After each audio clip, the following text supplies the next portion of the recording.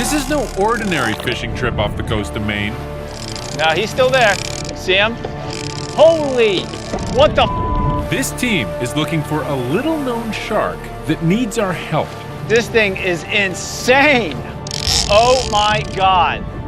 The Porbeagle shark, an endangered species in Canada. Its numbers have plummeted in the last 50 years in the Northwest Atlantic.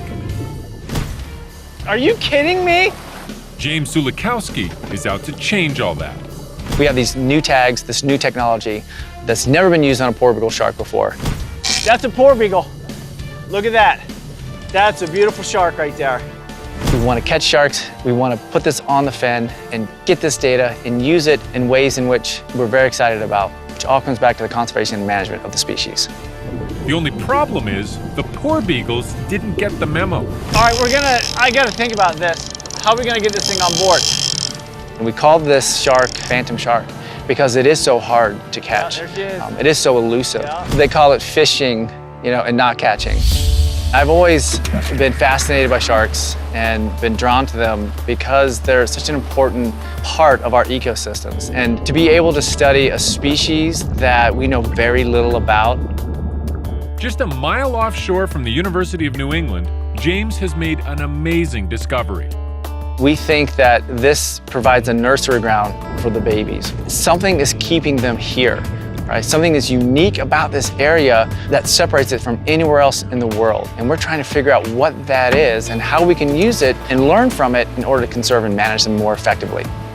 The problem has been overfishing. Now, we're trying to learn more about the species and ways to reduce those interactions. And satellite tags is a great way to do that. Because if we can track the movement and know where it is at any given time, then we can define hotspots or areas that we can avoid commercially or even recreationally when fishing to try to give those populations a chance to recover. Until now, they've used something called archival tags. These tags collect data from the environment, such as depth and temperature and a geolocation.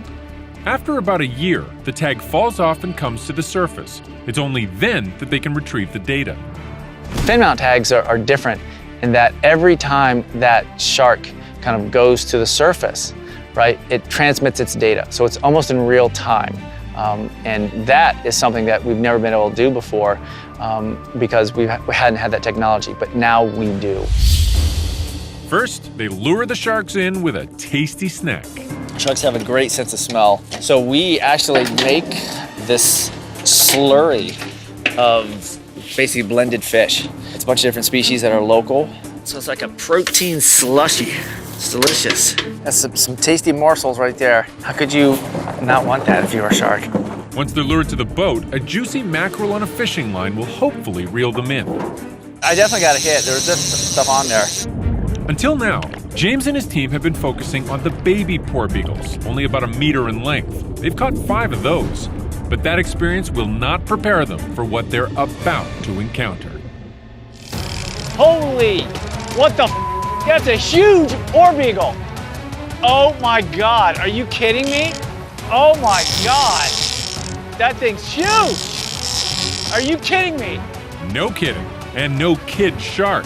This one's a full-grown mama Porbeagle, about 3 meters long. I think this is like a 400 or 500 pound shark. This is ridiculous. This is insane. His students Abigail and Hannah did not know they were signing up for this.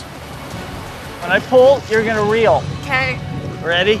Yeah. All right, reel. You gotta reel fast. Go. All right, here comes your head. Wow, look at the shark, huh? Trying to stay clear of those chompers, they use ropes and their bare hands to work her safely onto the boat. It's gonna take every single one of us. She's gotta stay up. You gotta keep her up. Pull. 1, 2, 3. 1, 2, 3. The first step is to put an aerator in her mouth to keep oxygen over the gills while they work on her. Then, James conducts an ultrasound. That's a pup right there. Oh my gosh. All right, she's definitely pregnant. You see that? Oh my goodness. Oh my gosh. Guess they did get their baby Porbeagle after all. But now, on to the business at hand. This doesn't hurt the shark. Doesn't erode on the shark, doesn't cut the shark up. So when the boats fall off, this falls off in about a year or so. We're putting a fin mount satellite tag that's gonna give us real-time data on a pregnant Porbeagle shark. This is phenomenal, it's amazing. It's never been done before, which is exciting.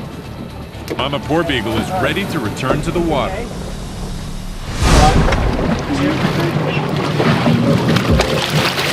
Oh man, here she goes. That's awesome. That's beautiful. Look at her swim away. I mean, you can't ask for anything more than that. She's now on her mission to report back about her species. Where do the Porbeagles go?